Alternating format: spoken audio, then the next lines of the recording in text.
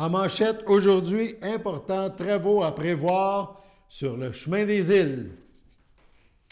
Bonjour à tous et bienvenue à votre bulletin d'information sur les ondes de CTRB, votre télévision locale et régionale, aujourd'hui 6 mars. Donc, on débute par une information qui nous est parvenue aujourd'hui. Les municipalités de la Visitation de l'île du Pas et de Saint-Ignace de Loyola avisent les usagers du chemin des îles. On parle bien sûr de la route 158 qui mène entre Berthierville et le Traversier. Donc, on avise qu'une entrave à la circulation importante débutera à compter du 9 mars prochain.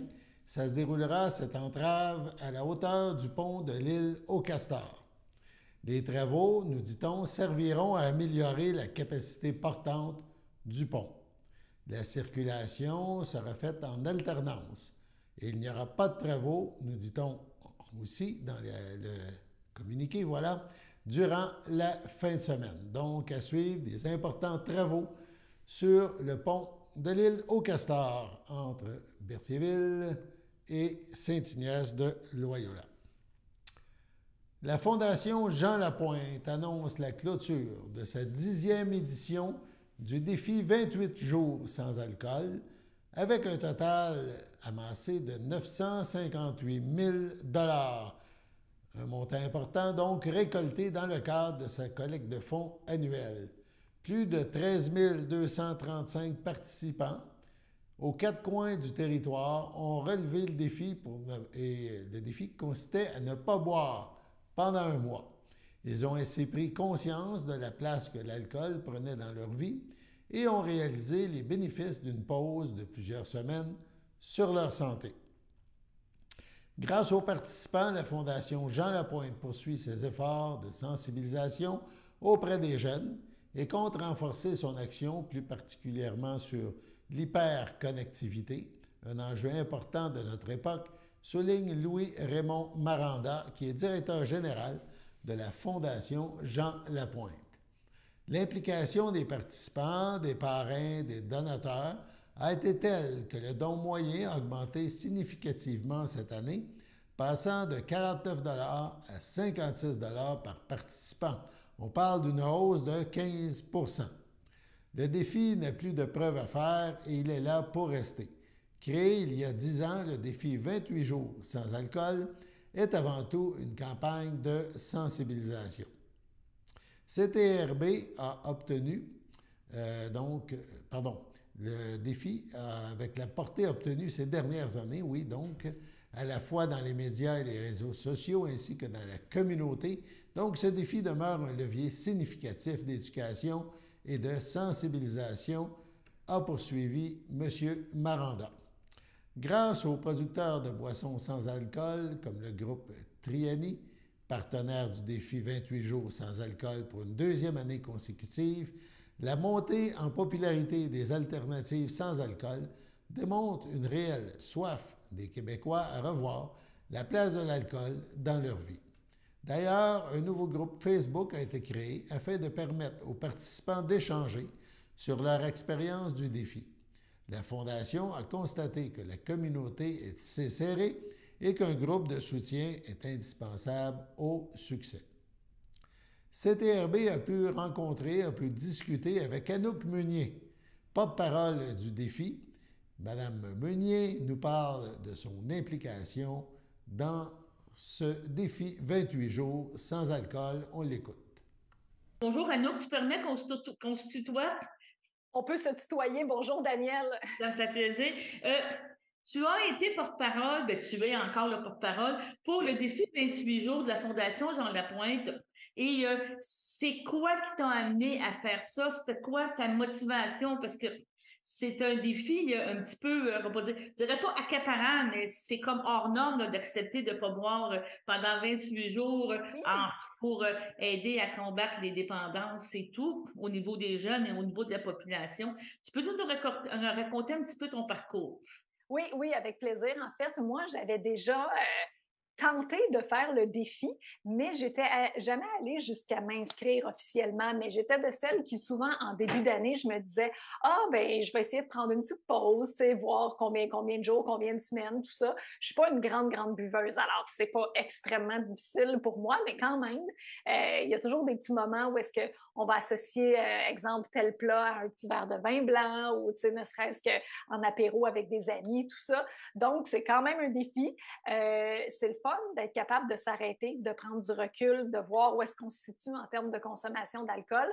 Donc, quand on m'a approché pour le faire officiellement, m'inscrire, faire le 28 jours complet, et quand j'ai compris aussi où s'en allaient les sous et tout ce que ça pouvait apporter de bon, ça m'a fait vraiment plaisir de me joindre à Jean-Michel Anctil aussi, qui est co-porte-parole avec moi pour la cause, parce qu'en bout de ligne, on aide les jeunes, on continue, tout le travail de sensibilisation, d'éducation par rapport à la consommation d'alcool. Donc, pour être capable de continuer à donner ces ateliers-là qui vont permettre aux jeunes d'avoir tous les outils nécessaires dans leur bagage pour prendre les bonnes décisions, pour les aider. Tu sais, on parle beaucoup d'alcool, mais c'est plus large que ça. Là. Ça touche toutes les dépendances, donc la drogue, la cyberdépendance également. Fait que je pense que c'est important, surtout à ce moment-ci, dans un contexte où post-pandémie, là, c'est un petit peu plus difficile. Les jeunes n'ont pas eu facile dans les dernières années. Il y en a beaucoup qui ont vécu de l'isolement, qui ont peut-être eu envie de se tourner vers certaines dépendances. Donc, je pense que le défi avait encore plus sa place, encore plus sa raison d'être cette année. Est-ce que l'effet de groupe, tu penses que c'est important? Justement, le fait de défi, de s'entraider et de dire, regarde, on fait l'effort de faire ça. Oui, puis j'ai remarqué que pour avoir aussi influencé ou mis au défi des gens autour de moi, ne serait-ce que mes collègues à la radio, Marie-Ève Janvier est enceinte, elle buvait pas de toute façon, mais Patricia Paquin était comme « Oh non, Annou, tu vas pas m'entraîner là-dedans. » J'ai dit « Oui, oui, oui. » J'ai dit « Tu vas voir, tu vas me remercier après. » Finalement, elle a été super, elle a embarqué dans le projet, elle a réussi, elle est allée jusqu'au bout, puis elle m'a dit « Sais-tu quoi? » Elle dit « C'est moins difficile que je le pensais. » Puis elle dit « En bout de ligne, je suis fière de moi de m'être rendue jusqu'au bout, de l'avoir fait au complet. » Puis on le sent, ce mouvement-là de groupe, tu sais, cet aspect de solidarité, tout le monde ensemble. Puis c'est le fun de joindre au groupe, d'embarquer dans le mouvement, parce que c'est un défi qui prend de l'ampleur avec les années. Puis on voit que les gens l'attendent, les gens sont habitués. On le sait, en février, c'est ça qui se passe. Donc, je pense qu'on peut dire mission accomplie, puis on est bien content en bout de route. Est-ce que tu me parlais de Patricia, justement, ou tes collègues de travail? Est-ce que ça leur a donné, fait une prise de conscience aussi? Parce que quand j'ai parlé avec monsieur le directeur général, il disait, on pense tous qu'on est bon, qu'on est capable après 2 jours, 3 jours, mais c'est des journées, une après l'autre, de dire, on se rend pas compte qu'on peut être dépendant de l'alcool ou de d'autres choses tant qu'on n'a pas essayé de l'arrêter. C'est complètement vrai. Puis, il ne s'agit pas non plus de prendre des quantités astronomiques. Tu sais, comme je le disais tantôt, des fois, on a juste le réflexe de prendre un petit verre pendant qu'on cuisine. Ou, tu sais, les événements sont nombreux, les occasions sont nombreuses pour prendre un petit verre, faire un petit toast. Mais on dirait que moi, ce que je remarque, en tout cas, puis dans mes amis puis les gens autour de moi, je trouve que la perception de l'alcool est en train d'évoluer. Tu sais, il fut un temps où, mettons, une fille qui ne buvait pas, les gens disaient « Ah, t'es-tu enceinte? » Comme si ça ne se pouvait pas que ce soit par choix personnel. Mais il y a des gens qui, en ce moment, le disent autour de moi. « Non, moi, finalement, je ne bois pas, ça ne m'apporte pas tant. » Puis, je trouve que le discours, le dialogue s'ouvre beaucoup, en tout cas, avec les années. Puis, oui, c'est vrai que c'est le fun pour les gens autour de moi puis pour mes collègues de travail de prendre ce temps-là de réflexion, juste de voir, de se tester un petit peu pour voir si c'est difficile pour nous ou si finalement on y arrive facilement. Parce que, tu sais, le mois de février, il y a la Saint-Valentin, il y en a plein des occasions, tu sais, même pas besoin d'une Saint-Valentin, un petit vendredi soir entre amis. Donc, je pense qu'il suffit d'en faire un pour voir que, oui, on est capable, OK, on lâche pas, on en fait un deuxième, un troisième, puis ainsi de suite, puis on se rend jusqu'au bout des 28 jours. Les résultats, tu es contente? C'est presque 1 million, 958 000 qui a été ramassé. C'est quand même un record. C'est important. Est-ce que tu penses que ça va aider vraiment la mission de la Fondation Jean Lapointe pour continuer sa vision, sa mission? Ah, bien sûr, puis je remercie vraiment tous les gens qui ont embarqué dans le mouvement parce que ce qui est le fun aussi, puis ce qu'on réalise, c'est que c'est important d'aller jusqu'à s'inscrire, puis de le faire tout le monde ensemble, parce qu'évidemment, c'est avec les sous que ça va nous permettre de continuer à maintenir ces ateliers-là, puis d'aller à la rencontre des jeunes partout au Québec. Mais il y a beaucoup de gens qui se lancent le défi, qui le font le défi de toute façon. Il y en a qui le font en janvier, il y en a qui le font en mars, il y en a que c'est pas du 1er au 28 février. Et en bout de ligne, ce qu'on veut, c'est un peu ça, c'est que chaque personne, à sa façon, puisse se permettre cette réflexion-là par rapport à sa propre consommation d'alcool. Puis les dons qu'on a récoltés cette année sont extrêmement importants. Puis bien sûr, ce qui est le fun, c'est d'avoir constaté que le don moyen a augmenté cette année. Alors les gens ont été généreux, les gens ont été investis. Puis on le dit souvent, de toute façon, il n'y a pas de petits dons. Alors peu importe chaque montant est le bienvenu et va aider en bout de ligne à faire avancer la cause. Donc, si je comprends bien, tu n'as pas juste le titre de porte-parole. Tu t'es impliqué, tu as voulu motiver, tu t'impliques au niveau de la fondation, tu vas voir qu'est-ce qui se réalise, puis tu crois vraiment en cette mission-là, à cet objectif-là. Là. Ah ben oui, puis tu sais, cette année aussi, ça a pris une symbolique particulière avec le départ de Jean Lapointe. Cette année, il y avait quelque chose de vraiment important, d'encore plus émotif, d'encore plus incarné, impliqué. Cet homme-là a brisé des tabous à l'époque, en parlant ouvertement de son alcoolisme. Et je pense que justement, c'est important de laisser cette place-là aux jeunes pour s'exprimer, pour comprendre, pour s'informer, pour s'éduquer en termes d'alcool, puis en termes, pour toutes les dépendances aussi. Donc oui, je m'implique. Puis en plus, j'ai découvert une tonne de produits sans alcool. Ça, c'est vraiment quelque chose, je ne m'étais jamais donné la peine d'explorer à ce point-là ce qui se faisait chez nous en termes de produits sans alcool. Et vraiment, là, je peux dire que un petit verre à la main, là, sans alcool, un petit spritz, un petit apérol, un mousseux, tu sais, je passe une très belle soirée puis je me sens pas moins festive. Fait que je pense aussi que c'est intéressant d'aller voir ce qui se fait. Es-tu intéressée à renouveler l'expérience? Est-ce que ton mandat est déjà renouvelé pour l'an prochain ou tu attends l'invitation ou tu cognes à la porte? Moi, je vais être là. Si on me le demande, je vais être là puis je vais toujours être partante pour rejoindre ce beau mouvement-là, c'est certain. Demain, nous poursuivrons cette entrevue que nous a accordée Anouk Meunier. Donc, et on parlera potin et également de sa présence dans la populaire émission Le chanteur masqué. Donc, à suivre à notre bulletin d'information demain. En marge de la Journée mondiale du conte, le nouveau Cercle du conte de Lanaudière organise sa première soirée dimanche 19 mars prochain. À l'initiative d'un trio d'adeptes de contes de la région, on parle de la conteuse Evelyne Ménard, l'autrice Élise Lagacé et Martin Jubinville, conseiller en développement des communautés. Eh bien, le Cercle vise à offrir un espace de partage et de racontage dans cette région connue pour le dynamisme de sa scène trad et du conte. Le conte dans Lanaudière, c'est bien sûr une tradition à célébrer.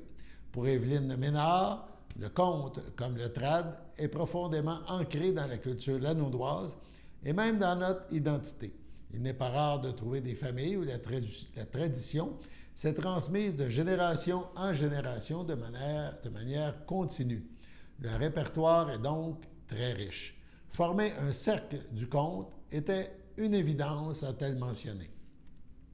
La première soirée du cercle aura lieu au café coop Le Balmasquis, 401 rue Masquinongé à Ville-Saint-Gabriel, dimanche 19 mars, à compter de 19h. Il y en aura ensuite tous les troisièmes dimanches du mois. Conteurs et conteuses de la scène professionnelle ou amateurs sont les bienvenus, comme le veut la tradition d'accueil des cercles de contes.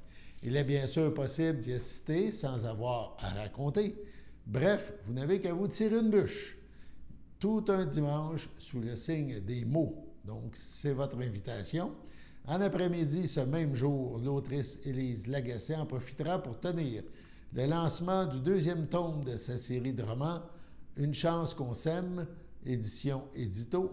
Pour l'occasion, elle affrontera l'intelligence artificielle dans un duel littéraire avec la création en direct de récits collectifs où elle se mesurera au chat GPT. L'histoire sera créée selon les paramètres proposés par les gens présents, selon le concept du cadavre exquis, où l'on pourra voir en direct l'autrice et l'intelligence artificielle s'exécuter. L'exercice sera suivi d'une lecture des deux réalisations. Bref, on vous invite à apporter votre imagination si vous souhaitez y participer. C'est à partir de 15h également au café Coop Bal-Masqué. Donc, le rendez-vous est lancé. Sur ce, allons à la pause. Si vous voulez participer aux activités offertes au groupe d'entraide en santé mentale Berthier-Lavaltrie L'Envol, plusieurs options de transport gratuits vous sont offertes. Le covoiturage, le transport avec un bénévole du CABA ou le transport adapté. Le territoire desservi, Berthier, Saint-Cuthbert, Saint-Norbert, Sainte-Élisabeth, Les Îles, Sainte-Geneviève, Lavaltrie, Lanoraie et Saint-Barthélemy. Contactez-nous pour plus d'informations.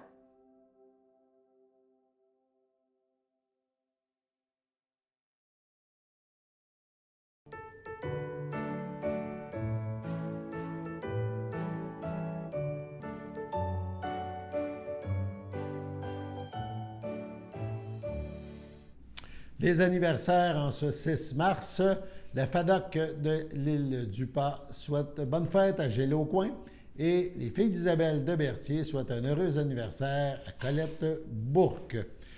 Avant de vous parler du Frontenac et de son prochain spectacle, on veut juste vous dire que demain, sur nos ondes, lors du bulletin d'information, on rencontrera Julie Boucher, qui était de passage à nos studios aujourd'hui. On rappelle que Mme Boucher était candidate pour le Parti québécois lors des dernières élections. Elle a été élue ou réélue la présidente du parti et elle aussi occupe le titre de porte-parole en matière d'agriculture pour le Parti québécois. Donc, une entrevue à ne pas manquer demain sur nos ondes. On arrive maintenant au Frontenac qui est de retour, on le sait, avec de nouveaux spectacles offerts à son public. Et CTRB est heureuse de s'associer avec la salle Le Frontenac, rue Frontenac à Berthierville, bien sûr, et tout cela pour faire tirer une paire de billets chaque fois qu'il y a un spectacle. Le prochain, ou le premier spectacle dans notre liste, aura lieu le 11 mars. On parle de musique rétro avec le groupe The Mills. Il y aura un autre spectacle le 1er avril, un hommage à U2. Ça, on vous en reparle. Pour gagner une paire de billets, souper, spectacle, on téléphone au 450-836-5103. On indique votre nom, votre numéro de téléphone. Le tirage aura lieu jeudi 9 mars. Donc, il reste encore quelques jours pour vous inscrire. On écoute un petit extrait du spectacle du groupe The Mills.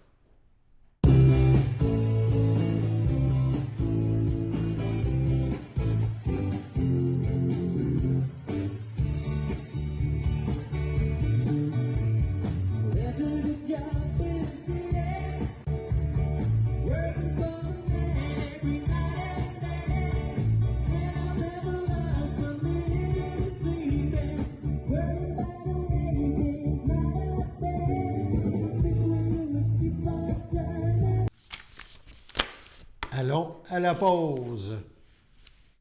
Service de déclaration d'impôt du Centre d'action bénévole d'Autrey.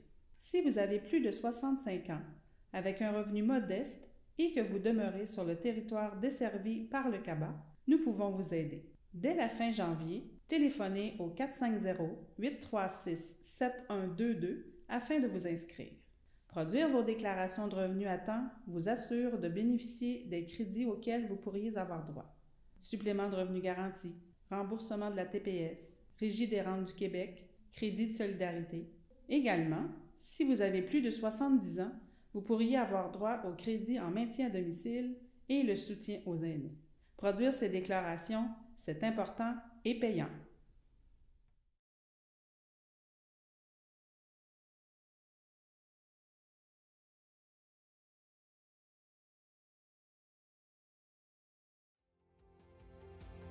Mon nom est Annick Steno, je suis intervenante père aidante à l'Envol depuis bientôt 9 ans. J'anime des ateliers de groupe, j'anime des ateliers rétablissement. j'anime les activités aussi. On offre des activités de conditionnement physique, de marche, du bingo, des jeux de société, des cafés-causeries, des ateliers rétablissement, des formations avec des conférenciers. Les activités sont choisies par et pour les membres. Il y a une réunion qui se fait à chaque mois. Les membres s'assoient entre eux puis ils décident quel type d'activité est-ce qu'ils veulent avoir à l'horaire. Le calendrier est fait aux 2 mois, il est flexible, donc une nouvelle personne qui se joint à la ressource peut contribuer à mettre une des activités qu'il aimerait faire. Contactez-nous pour plus d'informations.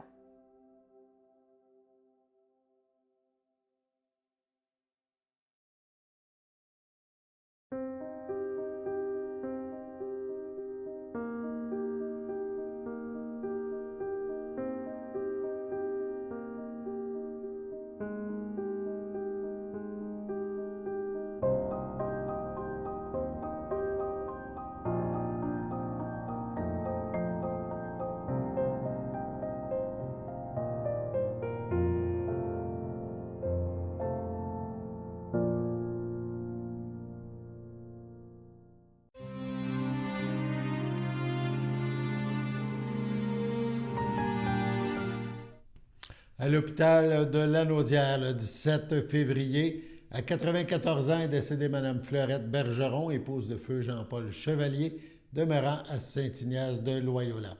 Lui a précédé ses fils Julien et Benoît. Elle laisse dans le deuil ses enfants Lisette Chevalier, Julien Chaussé, Jean-Jacques Chevalier, André Chevalier, feu Paulette Chaput, ses petits-fils Francis Chevalier, Véronique Marcille, Ghislain Chaussé, Marie-Christine Gravel.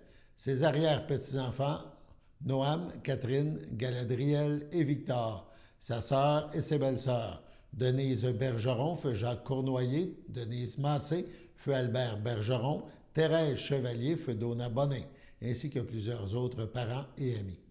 La famille vous accueillera samedi le 11 mars dès midi au complexe funéraire Thériault, situé rue Notre-Dame à Berthierville.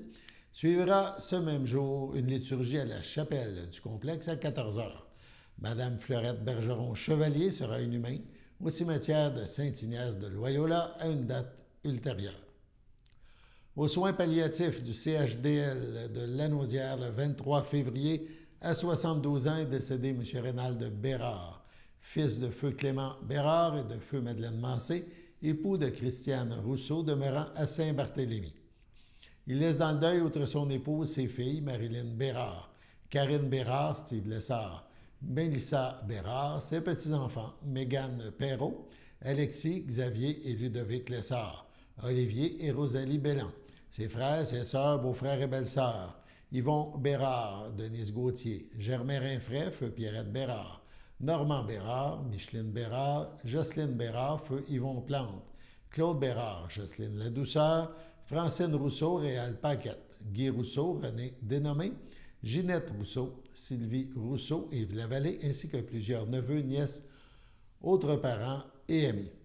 La famille désire témoigner sa reconnaissance au personnel du CLSC d'Autrey pour son humanisme et les bons soins prodigués. La famille vous accueillera samedi 11 mars de 12h30 en l'église de Saint-Barthélemy. Suivra ce même jour les funérailles en l'église de Saint-Barthélemy à 14 h. M. Rénald Bérard sera inhumé au cimetière de Saint-Barthélemy à une date ultérieure. À son domicile, le 15 février, à 83 ans, est décédé M. Viateur Courchaine, époux de Lise Sarrazin, demeurant à Berthierville. Il laisse dans le deuil, outre son épouse, ses enfants, Marianne Courchaine, Denis Miron, Marc Courchaine, ses beaux-frères André Sarrazin, Maurice Sarrazin, ainsi que ses neveux, nièces, autres parents et amis. La famille vous accueillera dimanche 12 mars dès 13 h en la chapelle du complexe Thériault, rue Notre-Dame à Berthierville. Une liturgie suivra le même jour à 14 h. À la maison Adhémar Dion, le 6 février, à 63 ans, est décédé M. Pierre Lacourse. Natif de Saint-Viateur, lui a précédé Louise et Gisèle. Il laisse dans le deuil son fils Mathieu Lacourse, Mylène Anger, sa petite-fille Laurélie, ses frères et sœurs Roger Lacourse, Réal Lacourse, Lise Ouellette, Bernard Lacourse, Suzanne Courville, Laurent Lacourse, Bertrand Lacourse, Hélène Lacourse, Régent Lacourse, Diane Montreuil. Francine Lacourse, Richard Chrétien, Michel Lacourse, Lynne Roberge, ainsi que Claire Coutu, feu Benoît Allard. Plusieurs neveux, nièces, autres parents et amis. La famille vous accueillera vendredi 17 mars de 19 à 21 h et samedi 18 mars dès midi au complexe funéraire Thériault à Berthierville. Une liturgie suivra à la chapelle du complexe à 14h30. Veuillez compenser l'envoi de fleurs par des dons à la Société canadienne du cancer, dons qui seront acceptés au salon. Au CHDL de la Naudière, le 15 février à 70 ans est décédée Mme Thérèse Pagé, fille de feu Édouard Pagé, de feu Marie-Rose Turcotte, demeurant à Berthierville. Lui a précédé son frère Alain et laisse dans le deuil ses enfants. François Laprade, Mélanie Bergeron, Jacinthe Laprade, le père de ses enfants, Serge Laprade, Hollande Bianchi, ses petits-enfants, Philippe Laprade et Laurie Bergeron, ses sœurs, frères, beaux-frères et belles-sœurs, Louisette Pagé, Annette Caron, feu Michel Pagé, Gisèle Pagé, feu Michel Fernet, Léon Pagé, feu Lise Gladu, Lucie Pagé, Alain Sylvestre, Monique Gravel, feu Pierre Pagé, François Pagé, Joanne Landry, Luc Pagé, Francine Hervieux, Dr Bernard Denis, Céline Laprade, Jasmin Lacombe, Lise Laprade, Marc Picard, ainsi que plusieurs neveux, nièces, autres parents et amis. La famille vous accueillera dimanche 19 mars dès midi au complexe funéraire Thériault, rue Notre-Dame à Berthierville. Suivra ce même jour une liturgie à la chapelle du complexe à 15 h. Madame Thérèse Pagé sera inhumée au cimetière de Berthierville à une date ultérieure. Sur ce, passons à la météo.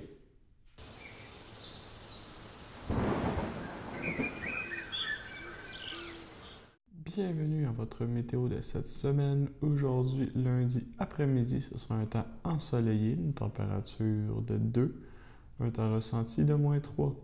Lundi soir, c'est des passages nuageux, une température de -2, un temps ressenti de -7.